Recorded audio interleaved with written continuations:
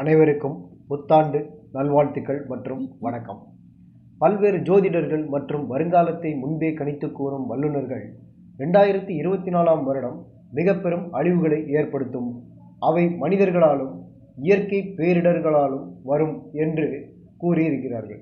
ஆனால் இவ்வளவு சீக்கிரம், அதாவது வருடத்தின் முதல் நாளே இப்படி பூஜை போட்டு ஆரம்பிக்கும் என்று யாரும் எதிர்பார்க்கவில்லை. மேற்கு ஜப்பானில் இன்று 3 மணி நேரத்தில் 30 முறை நிலநடுக்கம் ஏற்பட்டிருக்கிறது. இவை அனைத்தும் 4.5 ரிக்டர் அளவுக்கு மேல் இருக்கிறது.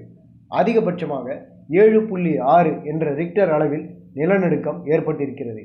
பெரிய கட்டிடங்கள் இடிந்து விழும் வீடியோக்களை அந்த நாட்டு மக்கள் சமூக வலைத்தளங்களில் பதிவிட்டிருக்கின்றனர். கடலுக்கடியில் 10 மீட்டர் ஆழத்தில் சுனாமியும் ஏற்பட்டிருக்கிறது. பொருட்சேதமும் உயிர் சேதமும் அதிகம் ஏற்பட்டிருக்கலாம் என்றும் கூறுகிறார்கள்.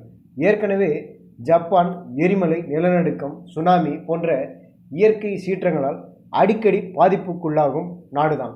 அந்த நாட்டு மக்களுக்கு இதிலிருந்து தங்களை எப்படி பாதுகாத்து கொள்ள வேண்டும் என்பது பற்றி விழிப்புணர்வு இருந்தாலும் பாதிப்பு பெருமளவில் இருந்தால் யாரால் என்ன செய்ய முடியும்? 2024ஆம் வருடத்தின் தொடக்க நாளான இன்றே இயற்கை தன்னுடைய கோர முகத்தை காட்ட ஆரம்பித்திருப்பதால் இனி வரும் நாட்களில் எப்படி இருக்குமோ என்று உலக மக்களை பீதி கொள்ளச் செய்திருக்கிறது.